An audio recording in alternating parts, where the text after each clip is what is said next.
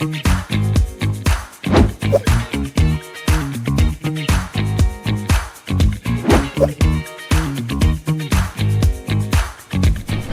bonsoir à tous. Merci à vous d'être là ce soir, aussi nombreux. On est vraiment ravis de vous accueillir. Donc, pour ceux qui ne me connaissent pas, moi, je suis Audrey Févrel, je suis orthophoniste et j'ai rejoint l'équipe Happy Neurone il y a maintenant presque 5 ans. Donc, quelques informations très rapides à vous communiquer. Il y aura un replay qui sera disponible très prochainement. N'hésitez pas à activer vos caméras et si possible à désactiver vos micros pour garantir une meilleure qualité d'enregistrement pour qu'après le replay soit qualitatif. Vous avez un chat qui est accessible tout au long de la soirée. Vous pourrez y poser vos questions et il y aura en fin de présentation un temps d'échange dédié où nous pourrons y répondre. C'était pour les informations techniques. Maintenant, pour le programme du soir.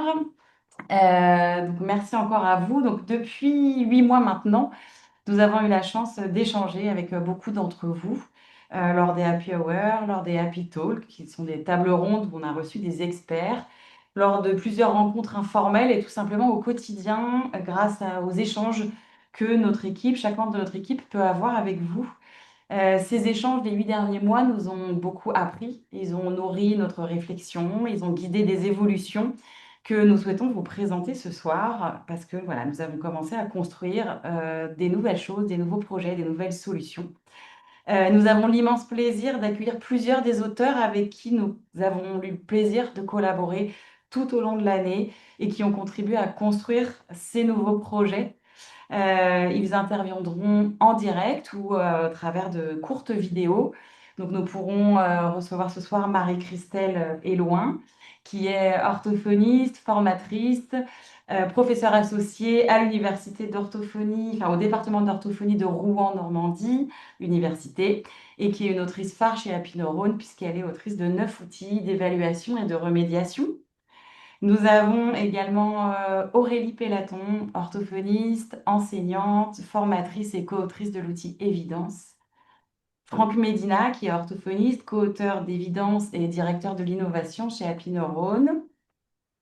Johannes Ziegler, qui est directeur de recherche au CNRS à Aix-Marseille Université. Charlotte Fernandez, qui est orthophoniste, formatrice, enseignante, qui sera là en live ce soir. Sans plus attendre, je vais laisser la parole à Édouard Blanchard, qui est le dirigeant d'Happy Neurone et qui va pouvoir ouvrir cette soirée. Donc, je vous souhaite un excellent webinaire. Merci Audrey, bonsoir à tous et à toutes. Ravi de vous retrouver pour ce qui est en train de devenir presque un rituel. Le 4 novembre dernier, on s'était vu pour la première fois et c'était pour célébrer les 25 ans de Happy Neurone et surtout pour lancer les 25 années suivantes. Et depuis, nous avons passé beaucoup de temps à écouter et à travailler.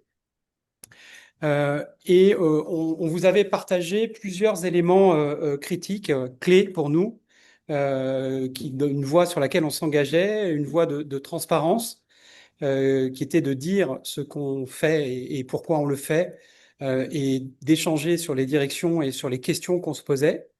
On vous en avait parlé de collaboration aussi, de ne pas faire seul, de faire avec vous, avec la profession, avec les praticiens et les praticiennes.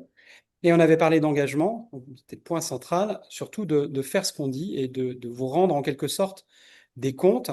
Et donc, c'est exactement ce qu'on est en train de faire maintenant. On a travaillé sur nos produits, ça j'y reviendrai un petit peu plus tard. On avait une feuille de route qu'on vous avait montrée avec un planning de livraison. Donc normalement, on devrait retrouver nos petits d'ici 1 heure et demie sur cet élément-là. Ce qu'on a fait aussi, c'est beaucoup échanger à travers ce qu'on a appelé des Happy Talks. Donc, merci aux intervenants parce qu'on a une très grande qualité de contenu, beaucoup de perspectives sur le métier et ça nous a grandement nourris. Et on a beaucoup écouté, discussion en permanence avec nos communautés. On a échangé aussi à travers des Happy Hours, c'est-à-dire des formats extrêmement décontractés où simplement on discute, on échange. D'ailleurs, il y en a un la semaine prochaine à Lyon, si il reste de la place, si ça vous intéresse. Vous trouverez ça sur nos réseaux.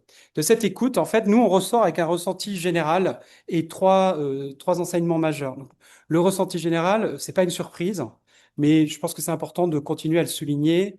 C'est un extrême engagement doublé d'une grande fatigue professionnelle. Voilà. On parle qu'à des professionnels qui sont passionnés, qui sont concernés, qui ont une énorme volonté de faire progresser leur pratique. Et on parle aussi à des professionnels qui sont éprouvés, parfois épuisés, confrontés à une pression économique toujours plus forte, à des injonctions assez prégnantes. Donc ça, c'est une situation dont on tient compte et qui nous pousse en permanence à trouver de meilleures solutions. On a trois enseignements aussi qui ressortent de ces discussions. Le premier concerne l'évidence best practice, le BP.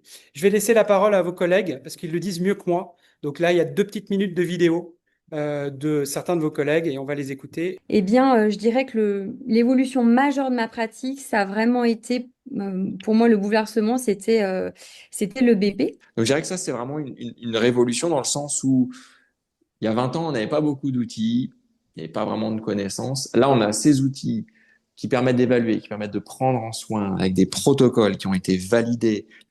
Et on va être obligé de se former et de savoir comment on fait pour vérifier une information, si elle est vraie, validée scientifiquement ou pas, en termes de thérapie, et aussi en termes d'information scientifique. Le défi, c'est aussi celui de la clairvoyance à travers les informations, qu'elles soient qui visent à acquérir des connaissances ou qu'elles visent à utiliser des protocoles. Et clairement, hein, je pense qu'on a terminé les séances d'orthophonie à vie, une à deux, voire trois fois par semaine avec nos patients, et qu'effectivement, on va travailler par cycle d'objectifs. Et nos patients, ils ont besoin de se détacher de nous. On ne peut pas aliéner les patients à venir dans nos cabinets ad vitam aeternam. C'est insupportable, c'est invivable. Et de travailler plutôt par cycle sur des objectifs précis, ça permet d'envisager la rééducation un peu autrement. Évidemment, malgré tout, une meilleure précision aussi dans les objectifs thérapeutiques grâce au développement de l'évidence best practice, euh, qui peut parfois être un peu effrayante dans ses modalités les plus hard, je dirais, mais qui a apporté un vrai plus sur l'affinement des projets thérapeutiques. On est passé d'une logique de réparation, qui était en plus fausse parce qu'il y avait trop de choses à réparer, entre guillemets, à une logique désormais de compensation. Voilà, donc je pense que ce qu'on a vraiment entendu, c'est très éclairant. Et on nous dit pas, faut que je me mette à l'EBP, aidez-nous. On nous dit que la plupart du temps, c'est une pratique qui est déjà assez intégrée, sans forcément la nommer dans le quotidien. Beaucoup nous disent qu'elles souhaitent aller plus loin, gagner en confiance, mieux structurer la démarche en nous alertant sur le fait qu'il ne faut pas faire de l'EBP washing, cette tendance à tout repeindre BP de manière artificielle pour faire bien, sans que cela ne change réellement les pratiques. Donc au fond, les questions sur le BP, elles sont très concrètes. C'est comment je fais évaluer ma pratique, comment je la documente, comment je m'appuie sur les données, sur des données probantes sans y consacrer un temps déraisonnable, comment savoir si je suis sur la bonne voie ou non. Donc là, notre conviction, c'est que c'est pas une étiquette qui distingue les bons professionnels des autres, c'est une démarche qui aide chaque professionnel à faire évoluer sa pratique à son rythme avec ses outils concrets, sans culpabilisation, sans injonction. Donc ça, c'est le premier enseignement, il tourne autour de l'EBP. Le second axe, il tourne autour de la formation. Je fais le lien avec la confiance dont on parlait juste auparavant. Il y a également une nécessité à se former dans un contexte d'évolution pardon, d'évolution permanente, de multiplication des possibilités, des formats, et surtout, et aussi du temps et du coût que ça implique. Donc en fait, on est là pour soigner, pas forcément pour ne faire que se former. Donc nous, on est en face d'une équation qui est très épineuse à résoudre. Il faut qu'on invente des nouveaux modes d'accès, des nouveaux modes de consommation de l'information. Il y en a peut-être aussi qui existent, qu'il faut généraliser. Peut-être également des nouvelles thématiques à introduire. On entend beaucoup un petit peu d'aide ne serait pas de trop sur ce plan-là. Et le troisième grand message structurant qu'on a entendu, il porte sur les parcours de soins. Là aussi, on a quelques témoignages. Donc, on allons-y. va pouvoir travailler en collaboration avec des chercheurs, les cliniciens, les techniciens, les informaticiens notamment. Donc ça, je pense, c'est aussi l'avenir hein, de notre profession. Donc vraiment des exercices très spécifiques où on est vraiment en situation réelle. L'orthophonie, elle va devoir sortir de son cabinet. Enfin, les orthophonistes vont devoir que le modèle médical de un patient avec un thérapeute, ça va rester, mais ça va être un composant parmi d'autres. On va devoir, ce composant majoritaire, il va se diversifier. Moi, je pense qu'il faut travailler là où les enfants vivent, là où les enfants apprennent, dans l'environnement. Se passer des parents, se passer de l'école, etc., c'est vraiment, c'est plus possible en fait. Et on a longtemps travaillé sans les parents. Ça, je pense que ce n'est plus audible, mais je pense qu'on ne peut pas non plus travailler sans l'école. Et puis, l'élargissement des prises en soins, qui deviendront du coup plutôt des prises en charge, avec des mises en place de partenariats avec d'autres acteurs, de l'éducation, du soin, moi qui me semble totalement naturel, même si ils sont naturels dans l'idée. Hein, et ça demande des vrais changements d'identité, enfin, de ne pas avoir de problème avec son identité professionnelle pour pouvoir échanger, pour pouvoir travailler avec les partenaires dans la prise en charge, en particulier les enseignants et autres personnes gravitant dans l'écosystème de l'enfant. Aussi la prise en compte des écosystèmes et de regarder aussi les différentes habiletés, comment elles interagissent les unes avec les autres. Et ça, on l'a fait aussi en recherche et ça a eu des répercussions évidemment sur la pratique également. Dans le parcours de soins, c'est aussi je pense que la profession, elle va évoluer de plus en plus vers la coordination interdisciplinaire. Et en fait, on va avoir et on a de plus en plus de preuves que pour améliorer la qualité de vie des gens, c'est avant tout une prise en charge holistique qu'on doit faire. Donc, en fait, les questions qu'on entend très fort à travers ces intervenants, et puis je répète tout le processus d'écoute qu'on a eu, c'est comment étendre le parcours de l'orthophonie pour à la fois le rendre plus écologique, donc ça pose des questions de l'école, des aidants, des parents, etc., plus efficace, c'est-à-dire comment on peut faire le cœur du travail en cabinet, là où il y a vraiment besoin d'être extrêmement concentré, et étendre l'intervention au-delà du cabinet avec plus d'autonomie des patients, quand c'est possible évidemment, et pour le rendre aussi mieux coordonné, parce qu'on entend beaucoup de votre part que vous êtes souvent au carrefour des parcours de soins, que vous êtes obligé de vous battre pour orienter les patients, et que c'est un job en plus à faire avec le reste. Et donc, qu'est-ce que des acteurs comme nous pouvons faire? Comment on peut s'y prendre pour aider, pour faciliter, pour connecter ces éléments de parcours? Voilà des questions qui nous ont guidés pendant les derniers mois. Donc, je fais la transition maintenant. Qu'est-ce qu'on a construit à partir de ces trois grands enseignements? On a travaillé, on a remis en question des choix, on a pris des options, on a lancé des projets. Et c'est ce que je vais vous montrer, ce que je vais vous montrer maintenant. Et Dieu merci, je ne suis pas tout seul à vous le montrer. Comme l'a dit Audrey tout à l'heure, on a parmi nous ou enregistré les acteurs clés de ces projets. Avant ça, cette direction, elle se construit avec une nouvelle méthode. Je pense on a beaucoup évolué dans les, on va dire, 12 derniers mois, et on va continuer à évoluer. On est vraiment dans un nouvel état d'esprit d'écoute, de communauté avec les professionnels. Et on va pousser ça encore plus loin avec l'installation d'un comité scientifique pour, sur les domaines que nous adressons avec vous, assurer que on est connecté avec les bons centres de recherche, on est connecté avec les bons experts pour aussi recueillir des avis neutres sur ce que nous faisons. Donc normalement, le premier aura lieu cet automne. On a mis en place des communautés actives autour de thématiques pour pouvoir tester des idées et puis avoir un retour franc et direct. Voilà. Et évidemment, on travaille en permanence avec les autrices, les auteurs de logiciels, d'évaluation, de rééduc, de e-learning, les formatrices, les formateurs. Voilà, ça c'est le quotidien. Et au passage, tout ça nous renforce dans notre mission. Donc on tient ce que je vous ai exposé au mois de novembre. Hein. On est là pour vous permettre d'être plus précis, plus efficace et de soigner mieux et soigner plus de gens chaque jour. Donc, c'est exactement ce qu'on se fixe comme mission.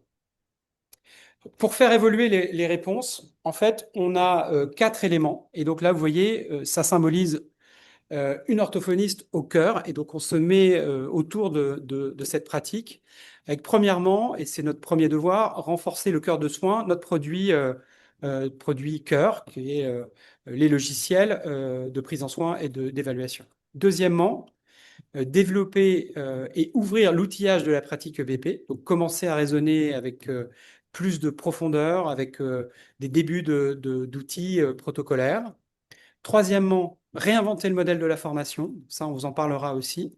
Et quatrièmement, essayer de trouver des voies pour soutenir l'orthophonie étendue, avant l'orthophonie, après l'orthophonie.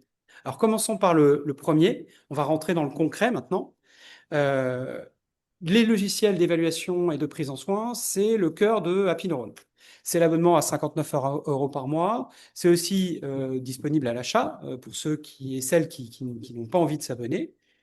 Et ce sont des outils de travail au quotidien, beaucoup d'orthophonistes, et on a entendu le besoin de continuer à renforcer ce produit cœur, faire évoluer les outils, de les mettre à jour, d'en ajouter, de les corriger même parfois, soyons honnêtes, on s'en est pris aussi quelques remarques très justifiées, et de continuer à sécuriser l'environnement avec les problématiques de données, les problématiques d'attaque cyber et d'accès. Je vais laisser la parole pour illustrer cela à Christelle Éloin, qui ne peut pas être parmi nous, mais qui a eu la gentillesse de prendre le temps dans son planning extrêmement dense de nous enregistrer une vidéo. Et elle va nous parler principalement de Transcollec, donc un nouvel outil sur la cognition mathématique qui fait partie de ce mouvement. Je lui laisse la parole. Bonsoir à toutes et à tous. N'ayant pas pu être parmi vous ce soir, pour cette grande soirée Happy Neurone du 25 juin à laquelle Édouard Blanchard m'avait convié, j'enregistre cette vidéo de quelques minutes pour vous parler des programmes Happy Neurone sur lesquels je travaille en ce moment.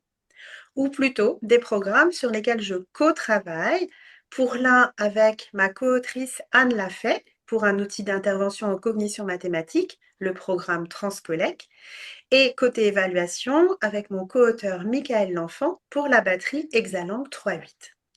Je vais d'abord vous présenter brièvement le programme Transcollec qui est actuellement en cours de finalisation. Le programme Transcollec est un outil dédié à la remédiation du transcodage, c'est-à-dire le processus pour passer d'un code à un autre code. Dans le domaine des mathématiques, il s'agira de passer du code verbal-oral, les mots-nombres, au code écrit via le code indo-arabe, c'est-à-dire les nombres écrits en chiffres, ou vice-versa, dans l'autre sens. Que ce soit à l'école ou plus généralement dans la vie quotidienne, on ne peut pas se passer de savoir à minima lire les nombres. Les nombres sont partout dans notre environnement. C'est donc une activité fonctionnelle et fréquente dans la vie de l'enfant et de l'adulte. Bien que ce soit donc une compétence essentielle, il y avait peu d'outils structurés dédiés à cette activité et à l'intervention sur le transcodage dans le domaine de l'orthophonie, ce qui nous a motivés, il y a quelques années, à réfléchir à la construction d'un outil, Transcollec. Dans le contexte de ce programme, nous allons donc viser la lecture et l'écriture de nombres sous dictée, qui vont constituer deux activités au cœur de ce programme, avec une proposition originale basée sur le principe d'incrémentation progressive de la magnitude, autrement dit de la taille des nombres.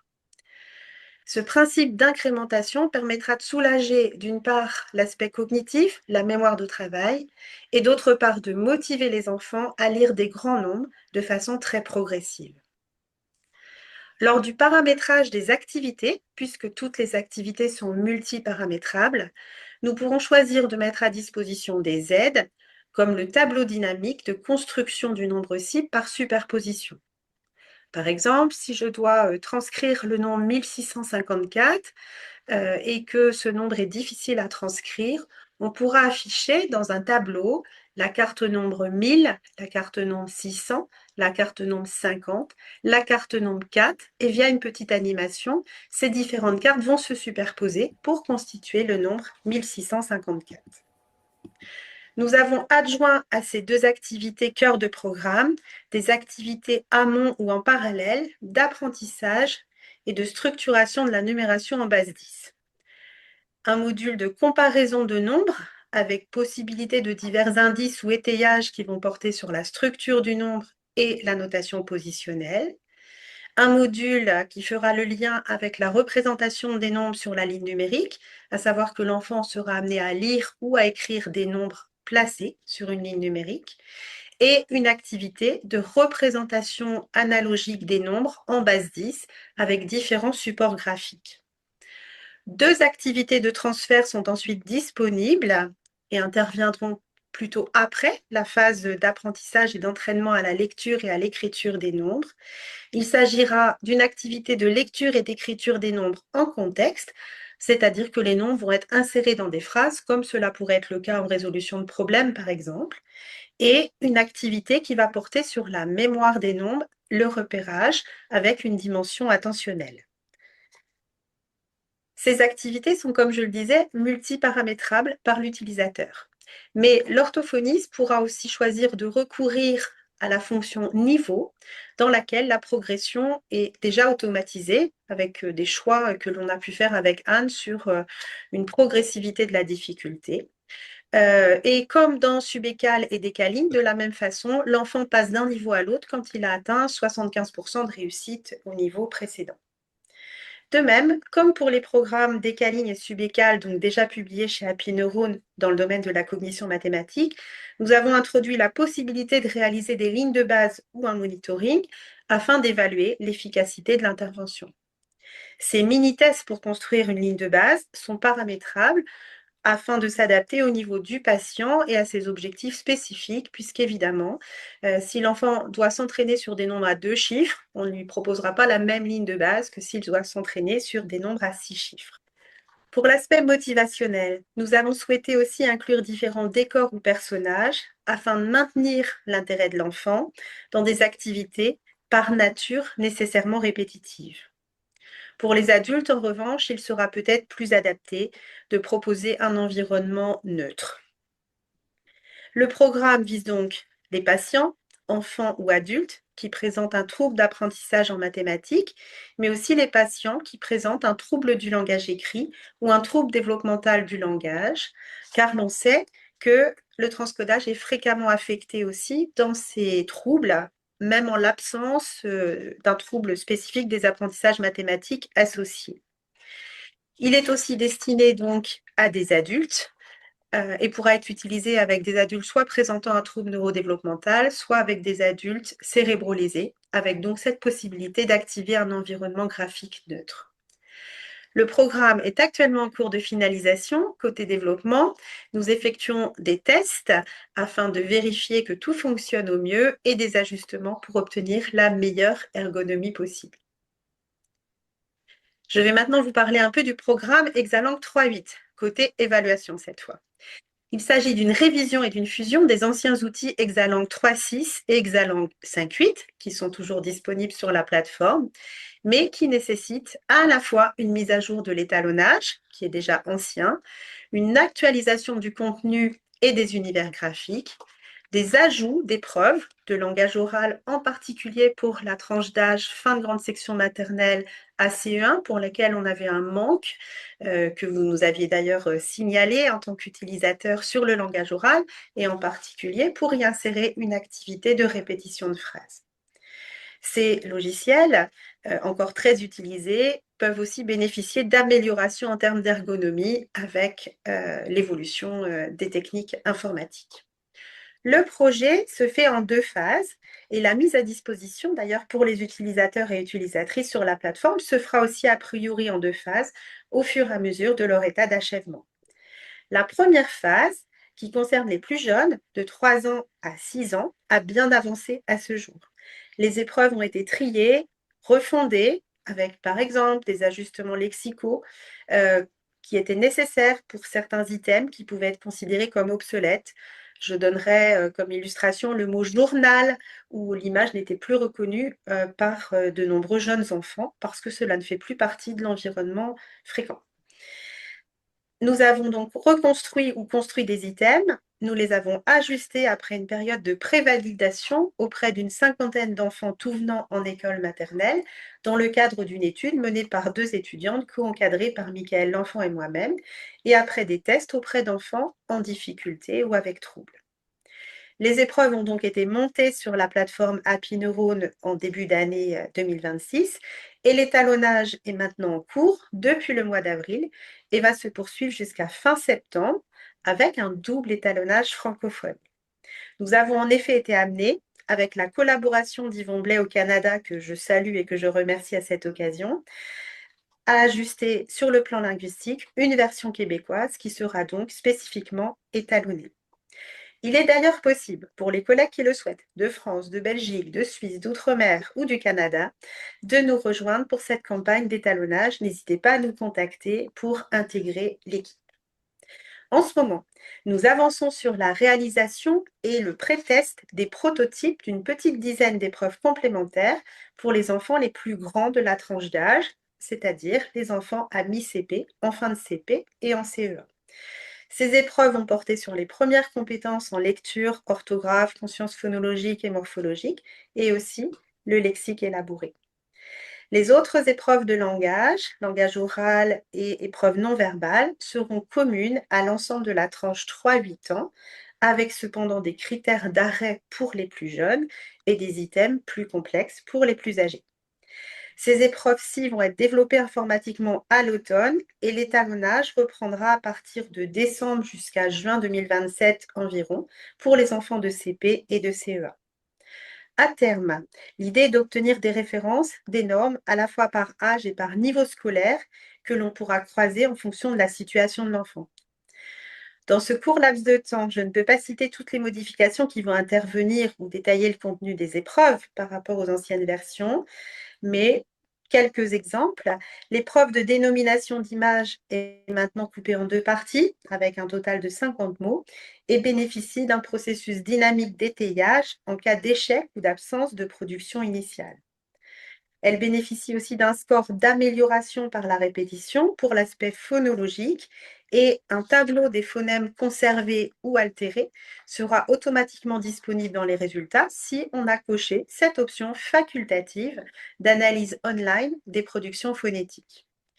Toutes les productions orales des enfants sont enregistrées par le programme et seront ensuite retrouvées dans le module résultats, ce qui permettra de post-coter les 2 seules épreuves qui ne sont pas cotables online, à savoir la production d'énoncés narratifs et le rappel de récits oral, ou de garder une trace des corpus des enfants pour une évaluation plus qualitative ou une comparaison à distance, ou encore pour modifier une cotation après la passation, puisque les cotations seront toutes modifiables dans ce module résultat. Nous avons gardé le principe de petites animations qui existaient dans les 2 batteries actuelles, à savoir un dessin animé introductif dans l'Exalang 5.8 et des images animées pour la production et la compréhension d'énoncés dans Exalang 3.6. Cependant, cela constituera maintenant une seule épreuve commune de production d'énoncés en 2 parties symétriques, la deuxième partie étant possiblement dédiée à des bilans d'évolution ou de renouvellement. Mais nous y avons introduit une dimension plus narrative, une dimension pragmatique, avec prise en compte et cotation sur le versant de la théorie de l'esprit. J'espère vous avoir apporté quelques éclairages sur ces 2 programmes en cours de développement, dont l'un pour la prise en soin sera prochainement disponible et l'autre pour l'évaluation, auquel vous pouvez donc encore participer en nous rejoignant pour la campagne d'étalonnage. Je vous souhaite une bonne fin de soirée. Un grand merci à Christelle. Vous voyez, l'offre cœur continue à se renforcer avec des outils extrêmement complets, extrêmement détaillés, avec de multi-usages.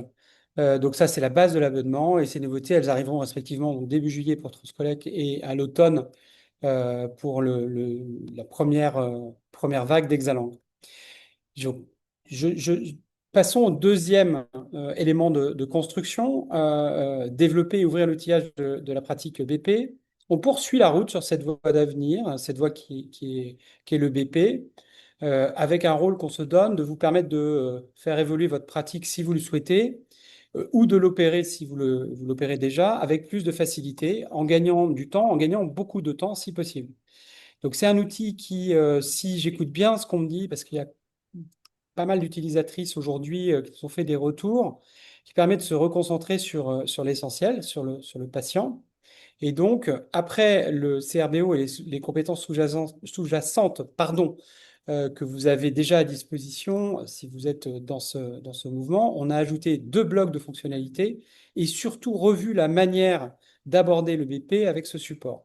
Je vais laisser Aurélie et Franck, Aurélie Pellaton et Franck Médila, donc les auteurs, vous révéler quelques détails et j'espère que cela suscitera votre curiosité. Je vous donne la parole, Aurélie et Franck. Donc, nous allons vous parler d'Évidence, qui est un outil qui existe déjà depuis presque une année. C'est un outil qu'on développe de manière itérative. En fait, l'ambition est assez importante. Que nous avons avec Aurélie et FX, qui est notre moldu qui opère, qui rend les choses qui dépassent de nos têtes aux écrans. Donc, notre idée, c'est de rendre le BP la plus accessible possible. C'est-à-dire qu'en fait, dans le BP, vous savez qu'il y a différents piliers. Le pilier qui est le plus rébarbatif, on va dire, c'est le pilier des preuves externes. On n'imagine pas aujourd'hui qu'une orthophoniste ait suffisamment de temps pour pouvoir passer 2, 3, 4, 5 heures ou peut-être jours à faire une revue de littérature pour chacun de ses patients. Donc, nous, le challenge, l'objectif qui est le nôtre, c'est de vous exonérer de ces recherches en vous proposant dans cet outil euh, des facilitations et des accès plus directs. Et l'idée, c'est qu'à partir de ça, vous allez pouvoir vous consacrer vraiment, vous concentrer sur les 2 parties les plus importantes qui sont votre patient, puisqu'en fait, c'est vraiment un pilier important de l'EBP, donc le pilier patient, et aussi sur vous-même, sur le pilier de vos propres preuves, sur votre expertise, de manière à pouvoir mobiliser vos savoirs dans le déroulé des prises en charge. Alors, sur la diapositive d'après, on va voir ici la nouvelle page d'accueil d'Évidence. Alors, elle n'est pas encore en ligne, mais ça ne va pas tarder. Et pour celles d'entre vous qui ont déjà utilisé la précédente, il y a des changements majeurs et des points qui n'ont pas bougé. Alors, les points qui n'ont pas bougé, ce qui était déjà présent, c'est la partie qui est à gauche, donc sur le bilan orthophonique. Et ça, c'est le premier étage de la fusée, c'est à laquelle vous avez accès déjà. Et donc, cet accès au bilan orthophonique vous accompagne pour établir un bilan diagnostique qui est conforme aux attentes de la nomenclature, aux attentes de la convention, et surtout qui s'appuie sur la méthodologie du diagnostic du DSM-5. L'idée qui était la nôtre, ça a été de fluidifier ce parcours, de mettre une bonne couche de méthodologie pour rendre possible l'établissement l'aboutissement au compte-rendu de bilan orthophonique en moins d'1 heure et demie. Et vraiment, vous pouvez essayer, c'est possible, et ça ne dégrade pas la qualité de ce que vous allez produire. Ça vous permet vraiment de répondre aux demandes légales. Le deuxième point, c'est le point qui est à droite, donc celui des compétences sous-jacentes, qui sont indispensables pour creuser le profil du patient, pour bien comprendre les fonctionnements et dysfonctionnements, et puis par la suite, pour pouvoir aboutir à établir un projet thérapeutique. Là aussi, notre intention, c'est de faciliter votre travail, et il y a dans l'outil des recommandations qui sont émises à partir du bilan, de manière à vous éviter de partir sur des évaluations qui seraient trop nombreuses. Voilà. Et maintenant, donc en regardant la copie d'écran que vous avez sous les yeux, vous pouvez voir 2 ajouts majeurs au centre de l'écran et en bas de l'écran. Donc au centre de l'écran, vous avez le profil fonctionnel et en bas, le projet thérapeutique partagé. Donc, ce qui veut dire que nous entrons dans une nouvelle dimension, puisqu'on va enfin, je sais à quel point les orthophonistes ont hâte toujours d'arriver sur la partie éducation. Donc là, nous arrivons enfin vraiment sur la partie éducation. Au-delà de ça, il y a un changement qui est très important et qui est invisible, quasiment invisible, c'est que à partir de désormais, sans vouloir forcer sur le pléonasme, vous allez pouvoir utiliser Évidence, non plus d'une façon linéaire qui est de suivre le discours classique du bilan, donc avec le bilan, et puis après on creuse avec les compétences de centre, mais de pouvoir en fait venir comme vous êtes, un peu comme chez McDo. Si vous avez déjà fait votre bilan avec le patient, vous avez les éléments par devers vous, et vous allez pouvoir attaquer de manière un peu plus directe, peut-être par le profil fonctionnel ou bien par les compétences sous-jacentes. Et ça, c'est une demande qu'on avait reçue en fait de la part des utilisatrices. On travaille actuellement déjà avec les utilisatrices qui nous font des retours. Et puis on a un pool de 60 orthophonistes à qui on soumet les évolutions et qui nous font des retours sur les attentes et tout ça. Et donc on écoute tout le monde. Et voilà, donc c'était pour nous important de pouvoir avancer dans cette direction-là et enfin vous permettre de suivre un cheminement qui est le vôtre.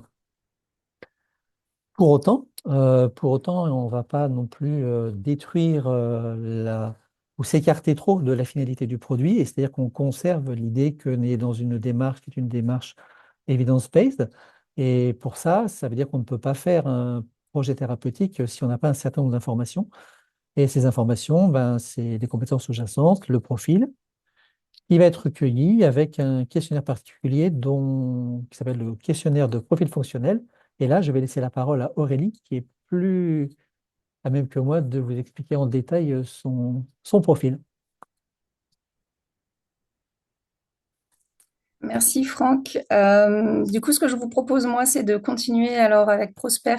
Donc, merci Franck, grâce à toi. Donc, j'ai appris qu'aujourd'hui, c'est la Saint-Prosper. Donc, bonne fête à tous les prospères et surtout ceux qui utilisent Évidence tant qu'à faire. Dans l'optique d'une pratique evidence-based et finalement, même en dehors de cette ligne de conduite, on sait pour nous que c'est vraiment essentiel de s'appuyer sur les besoins et les attentes des patients qu'on reçoit en rééducation. Et ce sont des informations qu'on recueille pour l'instant de façon plutôt informelle. Et donc, dans Évidence, ce qu'on a voulu faire, c'est formaliser ce questionnaire, le rendre conforme aux attentes notamment de la CIF, donc la classification internationale du fonctionnement et du handicap, qui est une référence en la matière.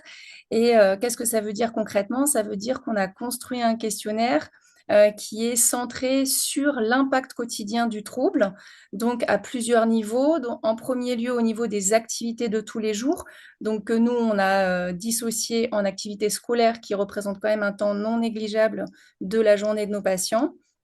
Et puis, un temps du quotidien, c'est-à-dire dans les échanges du patient avec ses pairs ou en société, avec toujours en fond la question de comment les compétences en langage écrit vont impacter le patient dans sa vie quotidienne. On a aussi des éléments du questionnaire qui vont concerner l'autonomie du patient, comment il peut se débrouiller de façon autonome, sans aide vis-à-vis du traitement du langage écrit. Et puis, au niveau du ressenti du patient, de ses difficultés, donc on va dire les répercussions psycho-émotionnelles du trouble. Ce profil fonctionnel, donc, c'est un outil qui est vraiment précieux pour nous guider dans nos choix thérapeutiques qui vont prendre en compte donc ce fameux pilier patient dont Franck parlait tout à l'heure. Mais on a aussi pensé ce questionnaire comme une façon finalement de suivre l'évolution du patient et le transfert réel de notre intervention orthophonique dans sa vie quotidienne, ce qui représente quand même notre but ultime. Et finalement, ce questionnaire fonctionnel, c'est un moyen d'objectiver l'évolution du patient et les impacts dans sa vie quotidienne de notre prise en charge orthophonique. Donc finalement, on en arrive à une étape où on a maintenant renseigné donc au choix, selon vos pratiques, le compte-rendu de bilan orthophonique, le profil fonctionnel, les compétences sous-jacentes, et on va passer à la suite. Voilà, donc ça c'est le petit tada pour laisser le suspense. De quoi on a envie après être allé jusque-là dans notre méthodologie de soins? Au niveau du parcours patient, finalement, c'est de pouvoir synthétiser ces données déjà en un seul coup d'œil. Et donc, c'est ce qu'Évidence vous permet de faire. Évidence vous permet d'organiser vos idées. Là, on a l'interface de la nouvelle version d'Évidence une fois que les informations sont remplies. Et on voit que de façon assez claire et synthétique, on a toutes les informations essentielles concernant notre patient. Donc, les informations en lien avec le bilan orthophonique, les informations en lien avec le profil fonctionnel. Donc, en un coup d'œil rapide, on va pouvoir voir où est-ce que le patient est compétent et où est-ce que ça pêche, en s'appuyant sur ce petit camembert, là, ce petit graphique. Et puis, on va pouvoir voir aussi ce qu'il en est des compétences sous-jacentes qu'on a pu évaluer, donc de façon synthétique, où en est notre patient, qu'est-ce qui est en difficulté, qu'est-ce qui est fragile, qu'est-ce qui est maîtrisé par rapport aux compétences qu'on a évaluées. Et donc, vous, ce que vous avez à faire, c'est une seule chose, c'est mettre en œuvre votre expertise clinique pour la suite du parcours patient. Et donc, on va pouvoir passer, à partir de ces données-là, à l'élaboration du projet thérapeutique. Donc, c'est la diapositive suivante. Sur le projet thérapeutique, voilà, on ne va pas vous en dire beaucoup plus pour aujourd'hui, mais globalement, par un système d'étapes qui vous accompagne et qui vous guide dans votre réflexion et votre raisonnement clinique, par un système d'étapes qui s'appuie donc à la fois, on a dit, sur les compétences sous-jacentes qui ont été évaluées, mais aussi sur le profil fonctionnel que vous avez renseigné pour votre patient. On va pouvoir vous proposer un choix des domaines prioritaires que vous allez vouloir aborder avec votre patient. Ensuite, une fois que vous avez fait ce choix des domaines à travailler en priorité, ben, on va vous accompagner et vous guider dans le choix des compétences sous-jacentes que vous allez vouloir cibler dans votre intervention.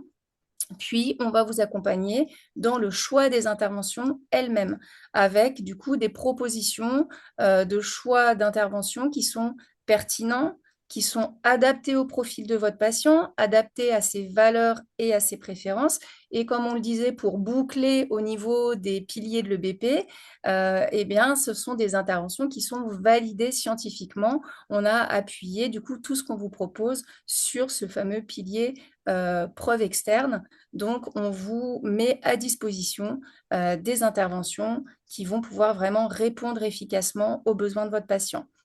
Donc, finalement, avec cette étape, vous allez savoir quoi travailler, vous allez savoir pourquoi le travailler et surtout avec quel outil le travailler, puisque comme vous le voyez sur la capture d'écran, eh bien, on vous propose des interventions, donc des lectures répétées, des stratégies métacognitives, des adaptations typographiques. Il y en a tout un tas d'autres en fonction du profil du patient.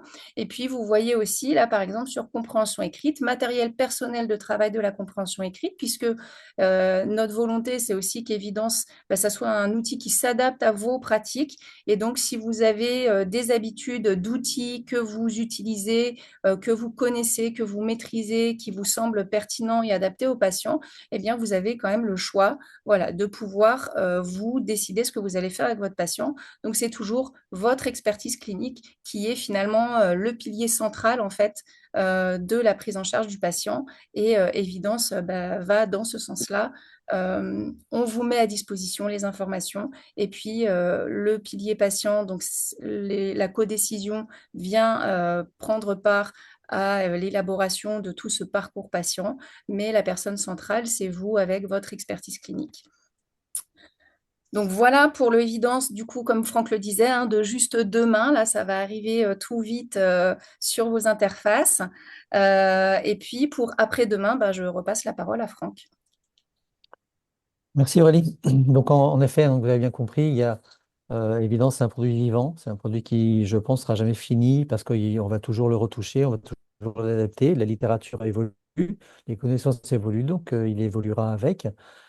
Mais pour autant, donc si on prévoit une évidence de demain et d'après-demain, il y a effectivement une évidence d'aujourd'hui. Donc on est en train d'écrire demain, après-demain, mais dès aujourd'hui, en fait, vous pouvez déjà avoir un outil qui, je pense, va être utile et je vous invite à l'adopter assez rapidement. C'est quand même un changement dans la méthodologie de travail, peut-être pour vous, par rapport à des pratiques plus empiriques telles qu'on les a apprises à l'université.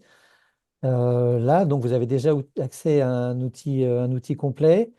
On vous embarque dans une nouvelle façon de travailler. On vous aide à être en conformité avec l'état de l'art, avec les recommandations de bonne pratique également.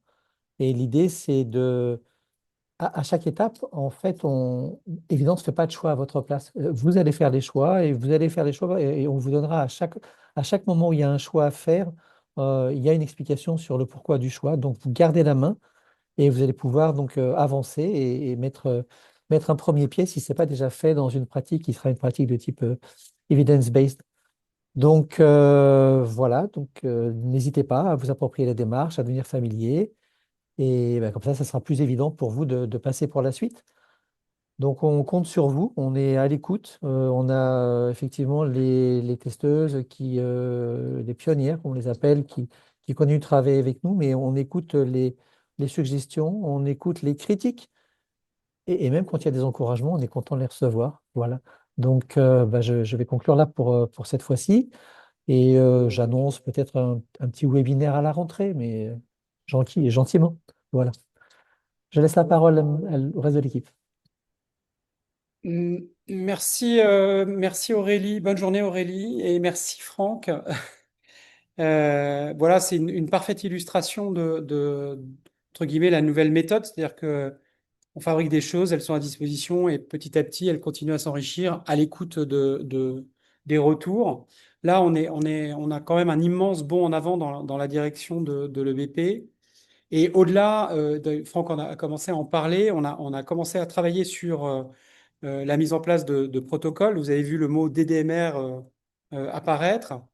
Euh, on a les premières activités du protocole DDMR, qui a été fait par Karine Eskenazi, Gnosia et l'Université de Nice, qui vont vous permettre d'opérer librement ce protocole pour le moment, avec une version, on va dire, verrouillée qui arrivera sans doute dans la deuxième partie de l'année. En tout cas, c'est sur notre feuille de route. Et au passage, pour continuer à enrichir cet environnement, on a conclu un partenariat qu'on a construit avec Graphogame et Johannes Ziegler. Donc, c'est quelque chose qui nous tient vraiment à cœur. On en a pas mal entendu parler aussi sur le terrain. Graphogame, que vous connaissez sans doute, a conçu un outil spécial pour les orthophonistes qui est différent de celui du grand public.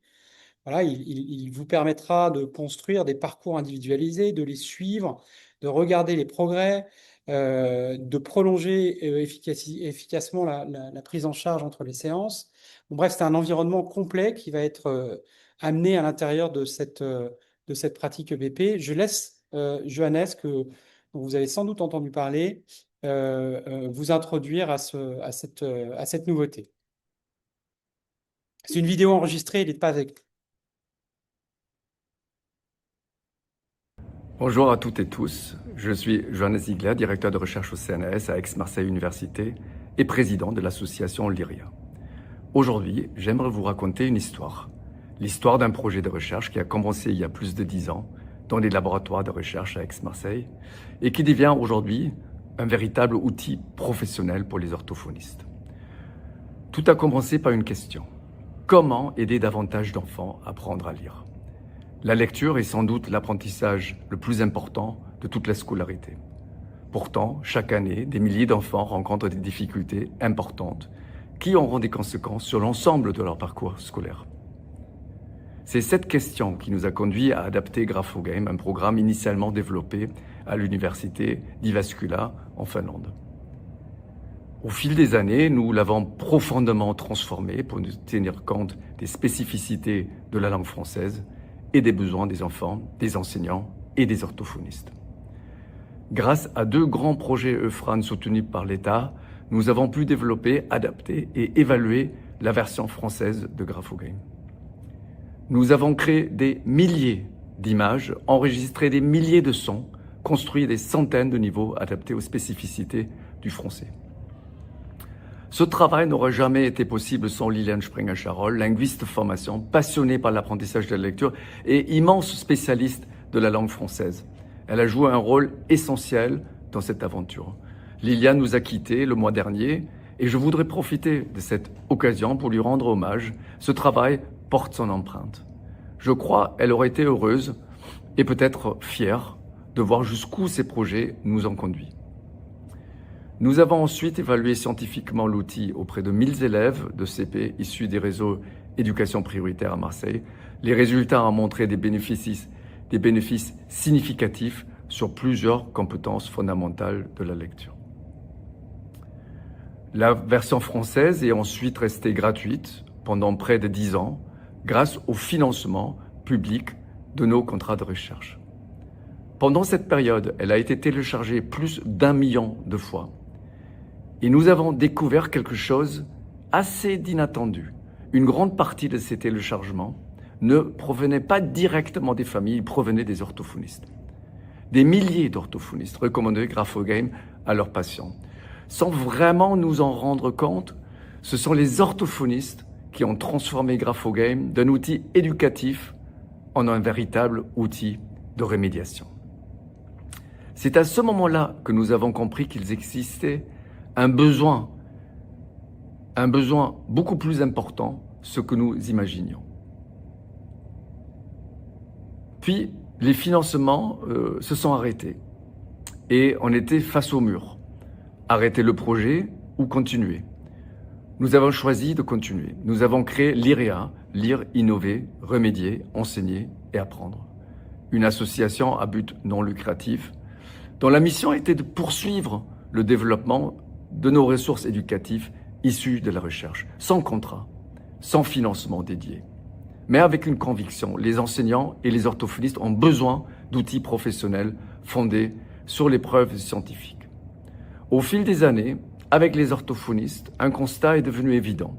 Une simple application ne suffisait plus. Les professionnels avaient besoin de créer leurs patients, d'organiser les parcours personnalisés, de suivre les progrès, de poursuivre des soins entre le cabinet et le domicile. C'est ainsi qu'est née l'idée de Graphogame Pro 10, une version spécifiquement conçue pour la pratique orthophonique. Aujourd'hui, Pro 10 permet de créer des parcours individualisés, de gérer plus de patients, de prescrire des activités à domicile, de suivre des progrès à distance, de partager des parcours entre praticiens. Le patient joue sur tablette, téléphone ou ordinateur. L'orthophoniste conserve le contrôle du parcours thérapeutique. Le numérique ne remplace pas le jugement clinique, il le prolonge. Notre ambition est de donner aux orthophonistes davantage de temps, davantage d'informations et davantage d'outils pour accompagner chaque patient. Une chose est devenue claire pour nous. Développer des outils de recherche est notre métier. Les diffuser à grande échelle ne l'est pas. Pour que Pro 10 puisse continuer à évoluer, être maintenu, supporté et diffusé dans les meilleures conditions, il fallait un partenaire spécialisé. C'est pourquoi nous sommes très heureux d'annoncer aujourd'hui le partenariat entre Graphogame Pro 10 et Happy-Neuron. Cette collaboration nous permet de nous concentrer sur ce que nous savons faire le mieux, la recherche, l'innovation et le développement des nouveaux contenus. Et à Happy-Neuron de faire ce que eux ils savent faire, accompagner les professionnels au quotidien. Pour célébrer ce lancement, Happy-Neuron ouvre 1000 accès pionniers. L'objectif est assez simple, permettre à 1000 orthophonistes de découvrir la nouvelle version, de la tester dans leur pratique quotidienne et de contribuer à ces évolutions futures. Vous ne serez pas seulement des utilisateurs, vous serez les premiers bâtisseurs de cette nouvelle étape de l'aventure. Pendant cette phase, vous pourrez découvrir Happy-Neuron Pro 10 ainsi que les autres ressources incluses dans l'écosystème Happy-Neuron. Si Graphogame existe encore aujourd'hui, c'est grâce à une formidable communauté. Les enseignants, les orthophonistes, les familles, les chercheurs et surtout les enfants. Merci pour votre confiance pendant toutes ces années. Cette nouvelle étape n'est pas la fin de l'aventure, c'est au contraire le début d'un nouveau chapitre. J'espère que vous serez nombreux à rejoindre les pionniers et à écrire avec nous la suite de cette histoire. À très bientôt et merci.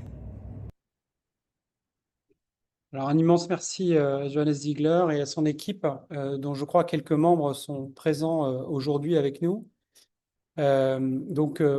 Très prochainement, Graphogame Pro 10 sera disponible pour les orthophonistes francophones via Happy-Neuron. Donc, on sera le distributeur de cet outil, soit seul, donc on n'est pas obligé d'être client d'Happy-Neuron pour l'utiliser.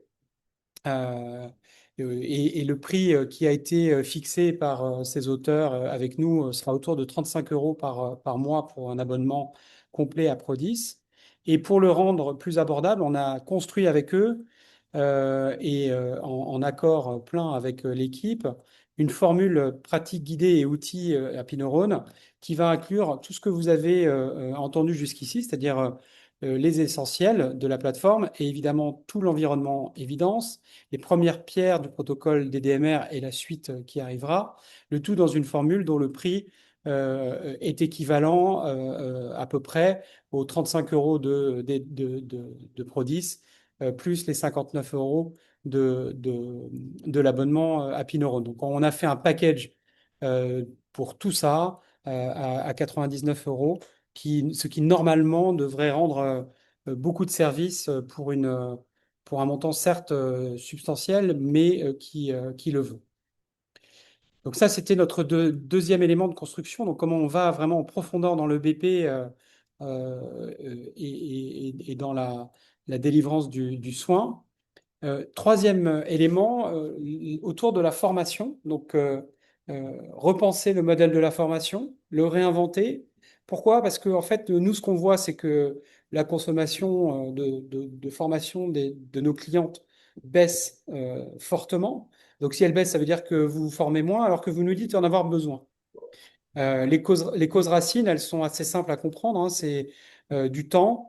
Former, c'est pas de consultation, c'est en plus du reste. Le coût, voilà, faut sans doute se déplacer, faut acheter des trucs, faut prendre l'avion, un hôtel. Et puis, il y a des formats qui se développent et peut-être des intérêts qui se spécialisent aussi. Et donc, on a une réponse à apporter. Mais avant cette réponse, je vais laisser la parole à Charlotte Fernandez parce que bah, la formation, ça commence quand même par la qualité du contenu. Et elle va nous parler d'un second volet de EBP Airlines qu'elle a mis au point. Je lui laisse la parole et elle est avec nous directement. Charlotte, à toi. Bonjour, donc je suis Charlotte Fernandez, orthophoniste à Nice. Effectivement, on avait commencé un premier projet autour de BP Airlines Évaluation avec Marine Garzati. Et cette suite, je l'ai faite sur l'idée qu'on avait avec Marine, mais je l'ai réalisée effectivement seule. Donc c'était un projet qu'on avait pensé parce que le BP, on l'a pensé depuis 5 ans en fait. Le temps de faire l'évaluation, le temps de penser la rééducation, tout ça prend pas mal de temps. Oui, on avait envie de créer en fait un outil qui était utile tout le temps. Et on a créé l'outil qui parlait de BP, qui forme à l'EBP et qui a pour support un cas clinique fil rouge sur la phasie. D'un, parce que c'est mon domaine de prédilection, et deux, parce que ça s'y prête particulièrement bien. Et du coup, la transversalité de l'EBP permet de dégager des outils en fait qui sont concrets, qui sont très cliniques. Les orthophonistes font déjà de l'EBP au quotidien, à travers plein de petites choses. C'est pas que effectivement la lecture de la littérature, c'est pas que l'élaboration de lignes de base et de mesurer l'efficacité. C'est tout plein de petits outils qui sont donc développés dans cette formation. Donc voilà, donc on voulait amener des outils pratiques et on voulait que cette transversalité de l'EBP plonge immédiatement dans la clinique. C'est pour ça qu'on est allé chercher un format interactif. On a utilisé l'outil Geniali, qui est un outil qui est peut-être connu par les gens qui sont connectés ce soir. C'est un peu différent d'un e-learning classique. C'est plutôt quelque chose de l'ordre de la gamification, où en fait l'apprenant va interagir, va être en interaction permanente avec le support. Il peut faire du coup la formation à son rythme. C'est tout à fait adaptable. Voilà, et du coup c'est très dynamique. Euh, le cas fil rouge, on a choisi un cas fil rouge unique, il est basé sur l'aphasie, on a pris le cas d'une anomie, on a choisi volontairement quelque chose de très courant et de très simple, de complètement maîtrisé par les orthophonistes, pour qu'elles puissent se concentrer sur les apports de l'évidence-based practice, et c'est cette démarche qui peut être nouvelle ou pas hein, pour certaines. Voilà, de cette façon, ça permettait de bien comprendre les implications cliniques dans le domaine de l'aphasie. Au niveau de l'organisation des modules, ce que je peux faire, c'est partager peut-être la page de garde. La formation n'est pas encore sortie. Alors, je Non. partage. Normalement, je t'ai donné les droits pour partager. Ouais. Hop. Est-ce que là, vous voyez? Pour l'instant, c'est noir, mais ça de... Ouais, ça y Voilà. est. C'est bon. Donc ici, on a plusieurs modules. On va avoir le module présentation de la formation, petit module d'introduction. Nous avons un module intermédiaire, enfin trois modules, pardon, deux modules qui concernent pardon, un module intermédiaire qui va faire le lien entre la première partie évaluation et la deuxième partie rééducation, puisque ces deux parties, on les a voulues complètement indépendantes. Si certaines orthophonistes ne veulent faire que la rééducation ou que l'évaluation, elles sont libres de le faire. Et elles peuvent aussi faire les deux, évidemment. Mais pour pouvoir faire la partie rééducation et se remettre un petit peu dans le cas clinique fil rouge qui a déjà avancé dans la partie évaluation, il nous a semblé intéressant de mettre un module intermédiaire en place. Ensuite, on a un module cadre de référence. Et à chaque fois, chaque module, vous voyez, est constitué d'un module de présentation de la notion, en quelque sorte, puis d'un module quiz, puis pardon, d'un module cas patient, pour appliquer directement au cas clinique. On va enchaîner avec les options thérapeutiques, la décision partagée, les ingrédients actifs, la planification temporelle, la construction des mesures d'efficacité, l'analyse de l'efficacité du traitement et enfin la synthèse du parcours.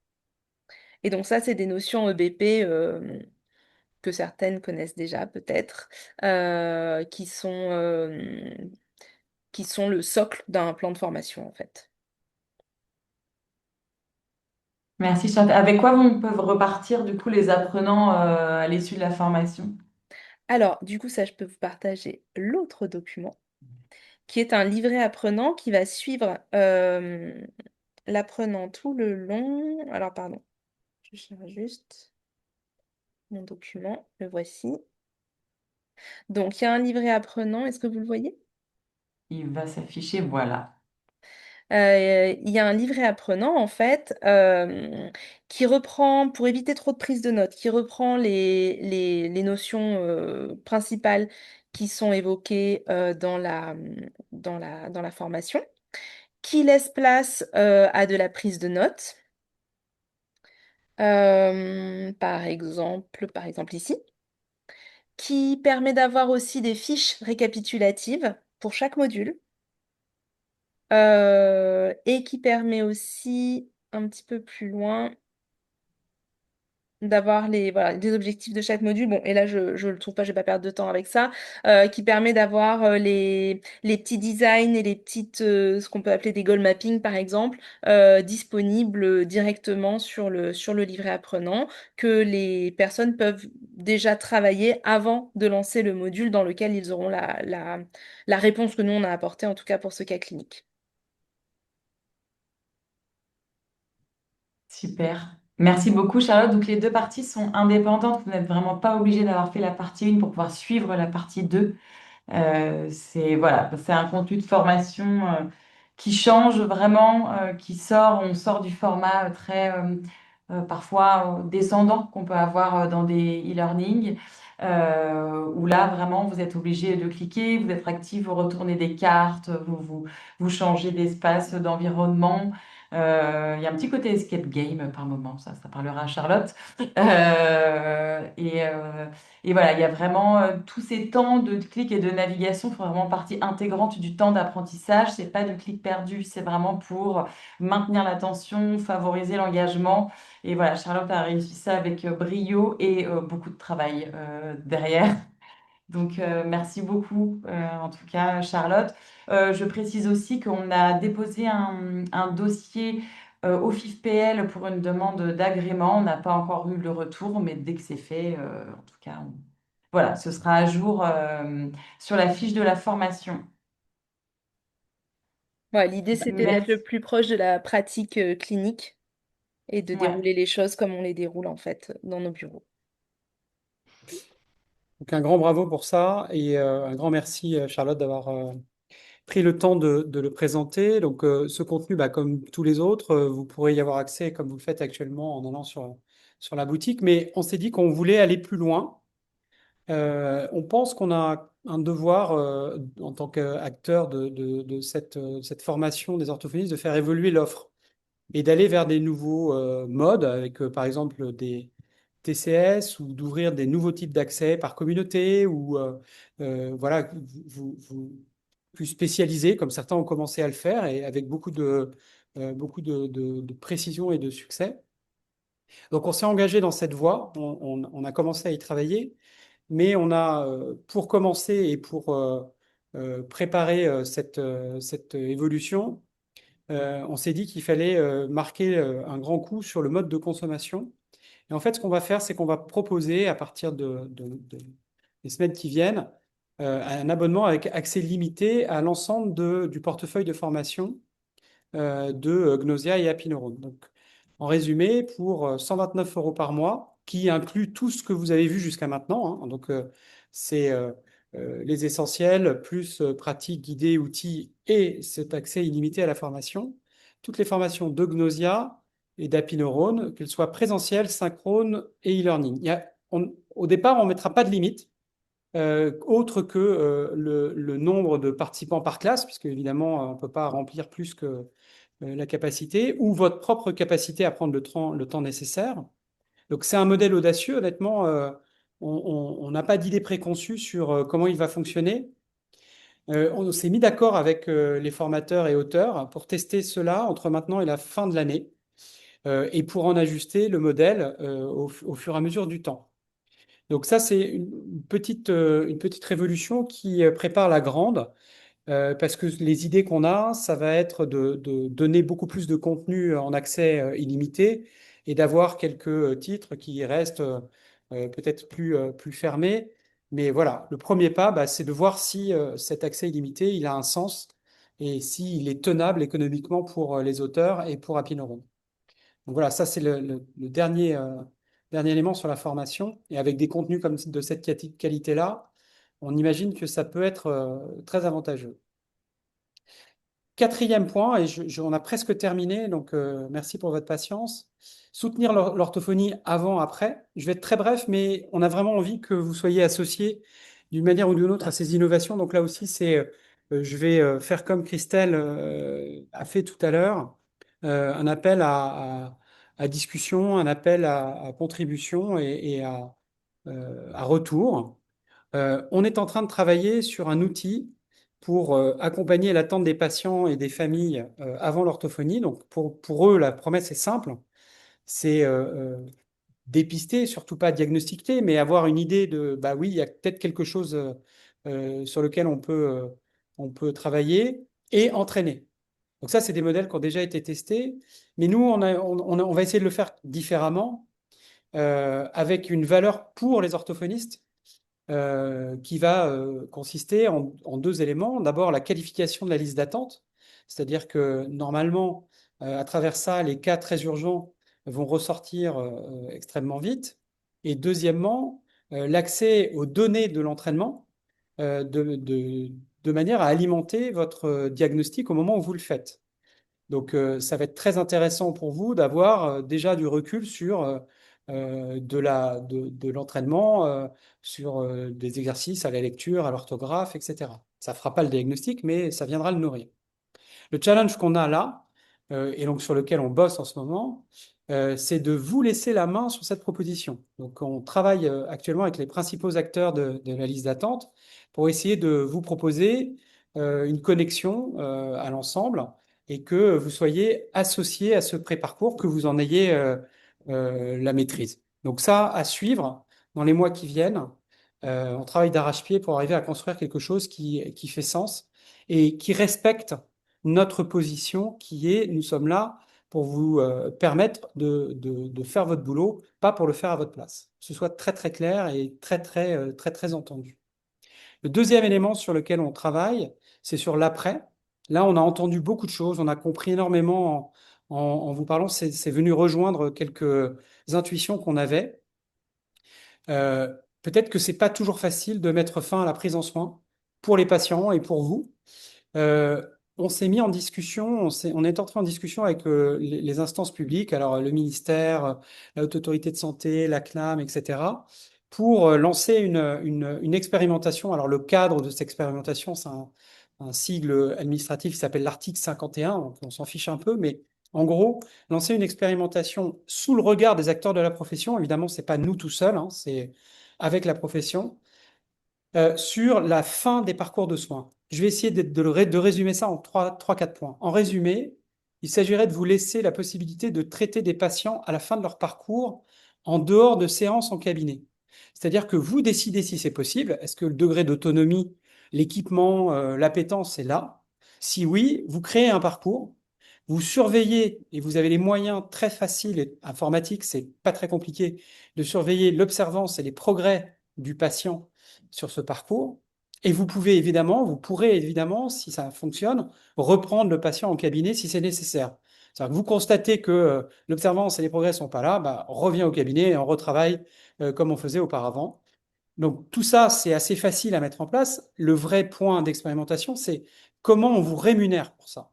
Donc nous, notre demande euh, au ministère et à l'article 51, c'est de tester les conditions et les montants d'une rémunération pour tout ce que je viens d'évoquer, c'est-à-dire décider, construire un parcours de points, le suivre, reprendre en cabinet. Là, on re-rentre dans les consultations normales.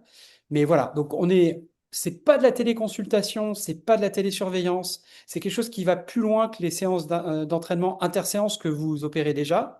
Donc ça pose pas mal de questions techniques, mais voilà, on est sur l'ouvrage et on vous tiendra au courant dès que ça avance. Voilà, en conclusion, 2 messages. On vous avait montré cette roadmap, je pense qu'on est allé, c'était les engagements, et l'engagement, ça compte. Le bilan, c'est qu'on les tient. Normalement, vous devez reconnaître tous les différents éléments de cette feuille de route et ils viennent d'être présentés. Il y en a même un peu plus sur certains, puisque le partenariat avec Graphogame, on l'avait pas annoncé à ce moment-là. On était en train de l'imaginer simplement. Vous pouvez aller regarder tout ça, avoir le détail, peut-être encore mieux expliqué sur le site Happy Neurone qui a fait peau neuve aujourd'hui. Donc, vous verrez, c'est un accueil complètement différent, c'est une logique beaucoup plus intuitive. Et nous, notre boulot, bah, on continue à enrichir le socle, vos outils, sans toucher au prix. On avait pris cet engagement aussi, on n'y touche pas. On vous propose une formule très enrichie avec des nouvelles fonctionnalités d'évidence, des activités spécifiques et l'accès à Prodis par Graphogame pour supporter votre pratique EBP. Ce sera beaucoup de temps gagné, beaucoup de tranquillité d'esprit pour vous. On essaye de réinventer le modèle de la formation en commençant par innover sur le mode de consommation avec cette tentative d'abonnement illimité. Et on travaille à l'extension du parcours de soins. Voilà. Voilà ce qu'on a construit dans les 6-8 derniers mois en étant au plus près de vous et en vous écoutant quasiment quotidiennement. Audrey, je ne sais pas si il y a des questions. Je ne sais pas si on peut tenter d'y répondre. Pour l'instant, il n'y a pas de questions dans le chat, mais si vous en avez, c'est le moment.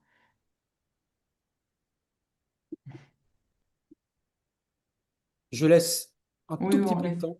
C'est ça, on laisse. Si quelqu'un peut rédiger quelques lignes. Ou en live, pourquoi pas. Oui, Ou vous en pouvez live, on aussi peut prendre la activer parole. vos Hein. Moi, j'ai micros, hein, pas bien peur. Hein. sûr. J'ai pas peur. Encore mieux. Bon, bah, c'est qu'on a été tellement clair. Je suis très optimiste. Hein.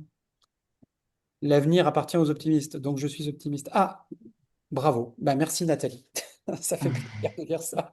Je suis en train de Euh, dessiner sur les slides là. Peut-être Candice passe on verra s'il y a des questions qui remontent, on les prendra au fur et à mesure, mais on peut Oui. passer à la. Ah, si, il y a une question. Ah, Eric, bonjour, je suis neuropsy. Pourquoi n'y a-t-il pas un prix adapté vu que nous n'avons accès qu'à 2 modules? alors Eric, très très bonne question. Rendez-vous fin septembre, début octobre. Donc ça, c'est un énorme scoop que vous allez obtenir là. On est en train de construire un environnement spécial pour les neuropsy avec une offre adaptée, une plateforme adaptée et des éléments dédiés à votre profession et à d'autres. Voilà. Oh, deal! Voilà. Et ce sera beaucoup plus cher qu'Apineurone, hein. Je vous préviens tout de suite. Merci, je continue du coup s'il n'y a pas d'autres questions et on pourra continuer d'y répondre par la suite. Mais voilà, donc depuis le début de la soirée, on a parlé de beaucoup de choses, il y a beaucoup d'informations, il y a eu des constats, des convictions, voilà, des évolutions, des nouveaux outils, mais s'il y a une chose avec laquelle on aimerait que vous repartiez ce soir, ou la chose qu'il faut retenir, c'est que voilà, tout ce qu'on a présenté là jusque-là, tout ce qui a été montré, Transcollec, Évidence, l'information, Prodis par Graphogame, tout ça, c'est un point de départ. C'est un point de départ parce que bah, tout ce qu'on construit, on essaye de le construire avec vous à partir de ce que vous nous avez partagé ces 8 derniers mois et à venir. Et puis surtout, bah, voilà, ce qui est important, c'est pour continuer d'avancer dans cette direction, ce qu'il nous faut, c'est de confronter tout ce qu'on est en train de mettre en place à la réalité du terrain, de la pratique. Donc c'est pour ça qu'on ouvre cette phase de découverte que vous voyez sur mon écran, qui va permettre donc à 1000 orthophonistes à partir du 9 juillet, donc il y a 2 semaines pour s'inscrire, d'accéder gratuitement pendant 2 mois à la plateforme et pour découvrir du coup toutes les nouvelles solutions. Donc Évidence dans sa nouvelle version, Transcollec, Prodis par Graphogame, la nouvelle formation de Charlotte. Et dans un objectif, l'objectif, c'est pas d'essayer, mais c'est de les utiliser, de les intégrer dans votre pratique, dans votre quotidien, et puis de nous dire ce qui fonctionne, ce qui manque, ce qui peut être amélioré. Voilà, c'est vraiment dans cette optique encore de construire avec vous. Donc, les inscriptions vont être ouvertes bah, dès ce soir. Et, dans le chat, vous m'excuserez, je vais aller chercher le lien, vous le partagez, comme ça vous pourrez vous-même vous inscrire et puis voilà, donc jusqu'au 8 juillet. En attendant, Édouard l'a dit tout à l'heure, mais nous serons à Lyon la semaine prochaine pour un happy hour. Donc n'hésitez pas à nous rejoindre également pour tous celles et ceux qui seront dans la région lyonnaise. Voilà, donc merci encore pour tout. Je vais laisser à Édouard la parole pour conclure, mais merci sincèrement pour votre présence et de continuer à nourrir voilà, tout ce que nous sommes en train de réaliser collectivement. Je vais faire très bref, comme ça on aura terminé un tout petit peu avant l'heure, ce qui est la moindre des politesses à cette heure-là. Voilà, il y a 8 mois, on avait promis un certain nombre de choses, de la transparence, de la collaboration, de vous rendre des comptes, donc d'être engagé pour vous. Ce soir, c'est la première fois qu'on fait cet exercice et c'est la première fois que vous avez la preuve de cette promesse.